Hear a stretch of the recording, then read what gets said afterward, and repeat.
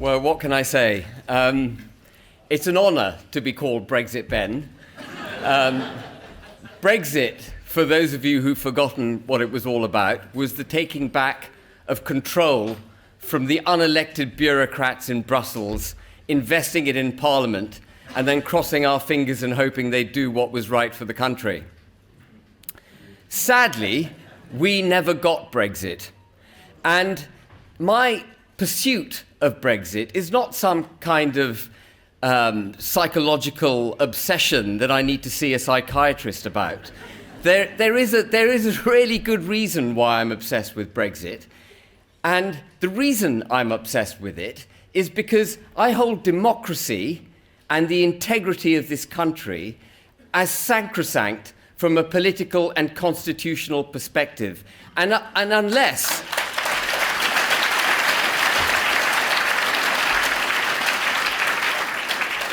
and until we get Brexit, we will neither be independent, we will not be integrated as a country, we will not be able to make policies which suit British interests, and we will not be able to return to what we once were, which was an independent, capable, outward-looking, entrepreneurial nation that is in our cultural DNA. And without Brexit, we will never be great again.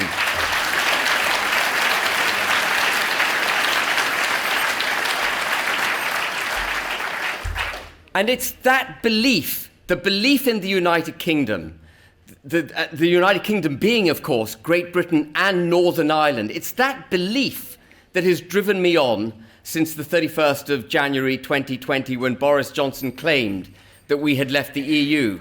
But we hadn't left. What we'd done was sign a new treaty with the European Union. We'd varied our relationship with them. We hadn't left them. And then he compounded the problems by signing another treaty at the end of 2020, which is now called the Trade and Cooperation Agreement, that foisted a whole load of other obligations from the EU onto the United Kingdom. And I'm going to bore you a little bit, ladies and gentlemen, with a bit of technical stuff, if I may. You all, I think, I gather, pretty clearly from Richard's speech, want to ditch net zero. Is that right? Is that what you want to do? And that's a perfectly sensible, valid desire of someone, a member of the electorate to want to have delivered. But you can't do it. It is undeliverable by this government. Why? Because we've committed to net zero in the Trade and Cooperation Agreement that we signed with the European Union. So obsessed am I with this subject that it is on pages 201 and 202 of the agreement.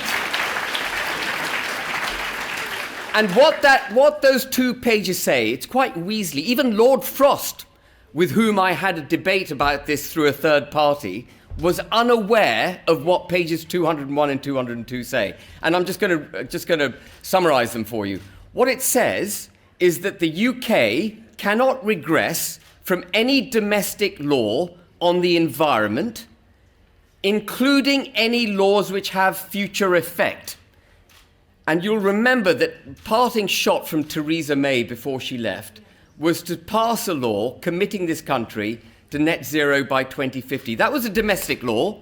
If we'd got Brexit, we could have reversed it. But we didn't get Brexit, and we committed never to ditching that law. In international treaty, we are prohibited from ditching our commitment to net zero.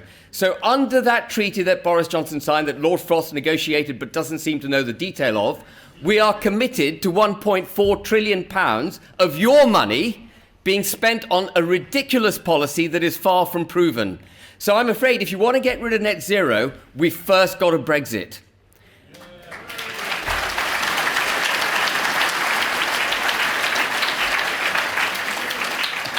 The other issue, which rightly exercises everyone's mind, is wanting to get out of the European Court of Human Rights. It's an independent court over which we have no influence.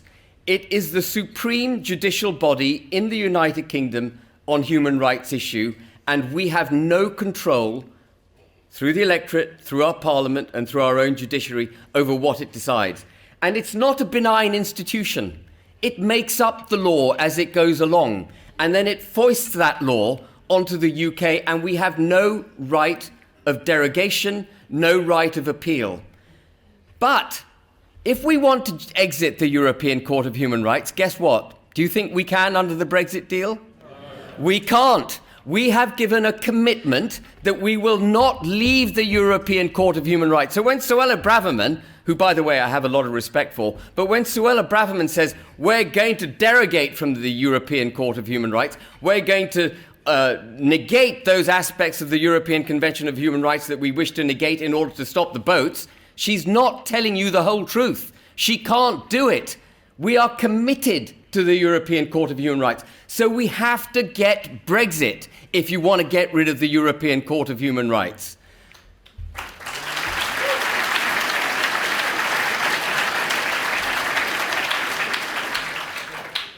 And then there's a whole host of other things that we've been signed into. Do you remember we were told that Brexit would be an opportunity for buying British first? Who believes in buying British first? Do we all believe in buying British first? Well, guess what? We can't do that under the Trade and Cooperation Agreement. We're committed to tendering all government contracts with European Union member state companies on an equal footing with British companies under the agreement. We can't put British first.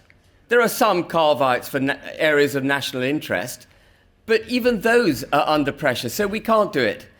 And state aid, you'd think that, we talk about levelling up. Do you think we could spend the money the way we wish to spend the money to level up the country the way it needs to be levelled up if we're committed to sticking with EU state aid laws? Of course we can't. They're going to interfere and nobble us. And we've committed under the Trade and Cooperation Agreement not to deviate from EU state aid laws. We can't buy British first. We can't ditch net zero. We can't get out of the European Court of Human Rights. We can't vary employment law. We can't vary competition law. That's all that Boris Johnson and Lord Frost negotiated in the Trade and Cooperation Agreement.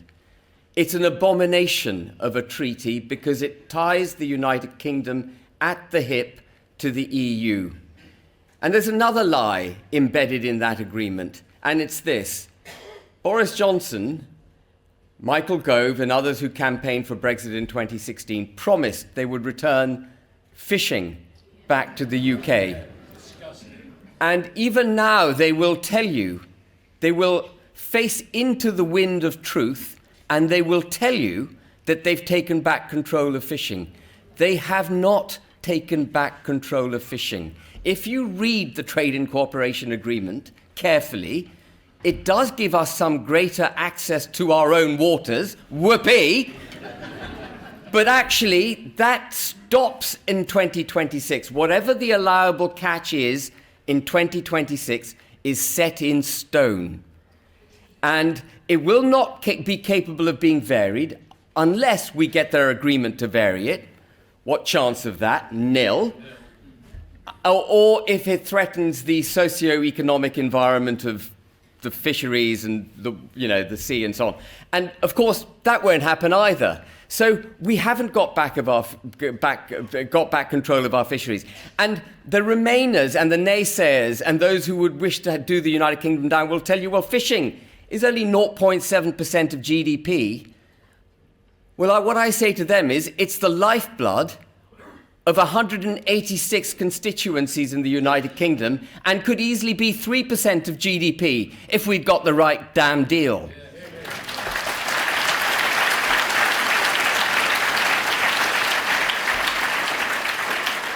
But there's something much, much worse than anything I've described so far at the heart of the Brexit deals that we did. These new treaties we signed with the EU. And that is, we became ignominiously the first country in history to partition itself without a single shot being fired. And I use that expression advisedly. Again, Remainers watching this will be up in arms that I invoke a military a military metaphor to explain myself. But that's what you do. When a country is threatened by a foreign power, when a foreign power wishes to impose its will, its laws, its politicians, its judiciary on you, you tend to end up going to war. You do not surrender your ground without a proper fight. But that is precisely what we have done to Northern Ireland. Northern Ireland, under the Northern Ireland Protocol and under the Windsor Framework. The Windsor Framework is not a solution to the protocol. It is Protocol Mark II. Under those two agreements, Northern Ireland is subject to foreign laws made by a foreign legislature and adjudicated by a foreign court. That is the stuff of wars. And I'm not just banding words around. It's unbelievable. When President Biden was in... Yeah, quite good. I'm glad I got that reaction. When President Biden was in Belfast last week, he had the temerity to say that in order to maintain the peace in Northern Ireland, the DUP must restore the democratic institutions of Northern Ireland. And prima facie, if you look at what he said, it seems to be an olive branch, a promotion of peace. It's not. If you dig deeper and you actually analyze what it means, is what he's saying is, if you don't restore the democratic institutions of Northern Ireland, you will get violence. What President Biden was doing was threatening unionists in Northern Ireland. He was threatening the United Kingdom. He was saying, bend the knee to the EU, bend the knee to the Republic, or there will be violence.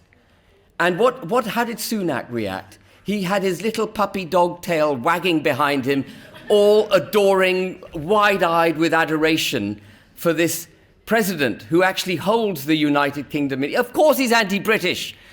It's obvious, isn't it? He says he's anti-British. When asked about his British ancestral history, he talks about being Irish.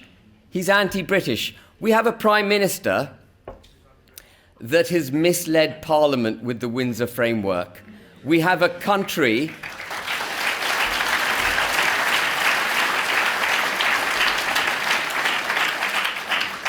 We have a country that is partitioned. Don't think that Irish Sea border is just some kind of technical construct to deal with goods and British soil that, moves from one part of Great Britain to Northern Ireland. It is an actual border. The purpose behind it is to diminish trade between Northern Ireland and Great Britain, for that trade to be pivoted towards the Republic, and over time for the Republic of Ireland to economically capture Northern Ireland. And what is a union if it isn't economic union? Some of you will know, I took the government to court over the Northern Ireland Protocol.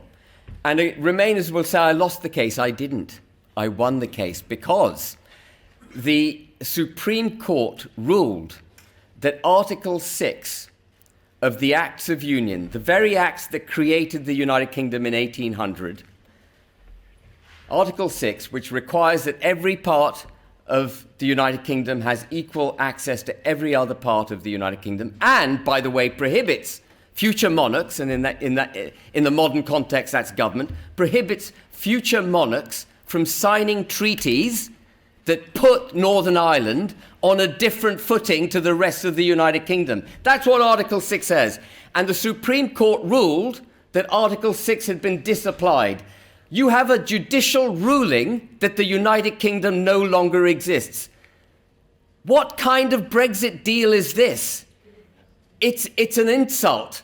It's an insult, it's an abuse of the sovereignty of this country, it's an abuse of the people of the United Kingdom. And that Brexit deal has to be terminated. We cannot make ourselves great. We cannot save the Union. We will not Brexit properly until we have ditched completely the Windsor Framework.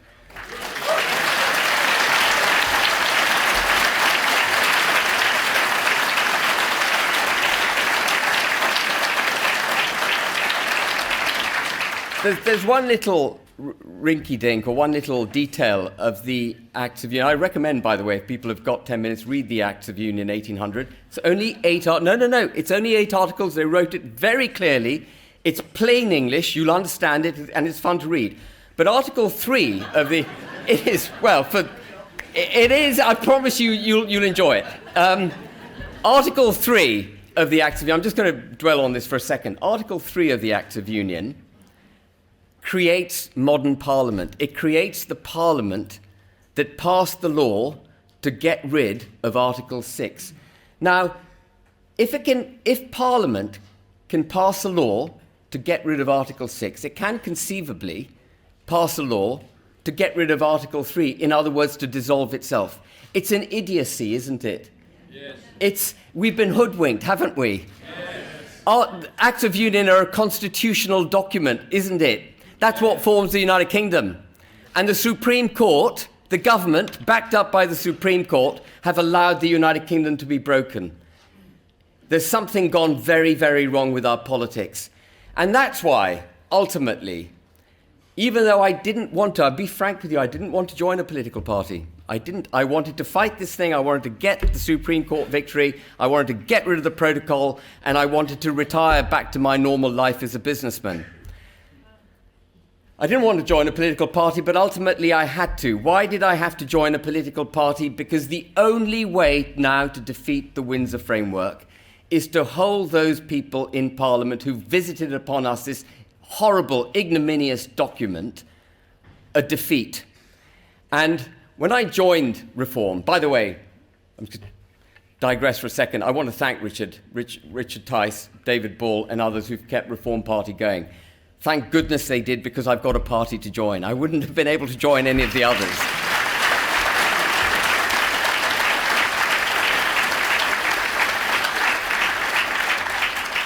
But I personally have one aim as a member of the Reform Party.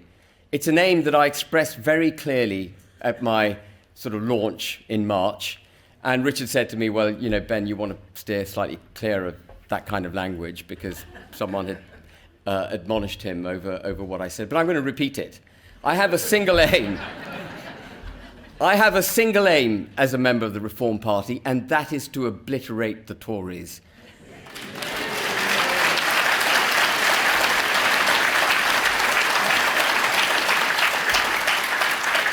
And why do I have that aim? Is it vindictive? It's not vindictive. It's not out of a desire to destroy the lives of 356 parliamentarians and the membership of the Tory party. No. It's this, that those who govern us need to know that their failure will not be rewarded with incumbency. They have to know that even though Labour's worse than them, and they are, that line is not going to work again. We're not going to vote for the Tories just because Labour's worse than they are. No, the Tories have been a disaster. The economy is in dire straits. Richard described the boat on the edge of the waterfall. I'm not even sure we haven't tipped over the waterfall. But they're a disaster. They have to be kicked out of office for the nation's good. So my aim, ladies and gentlemen, and once again, gratitude to Richard Tice and all those that have kept Reform going. My aim is to obliterate the Tories. And on that note, thank you very much.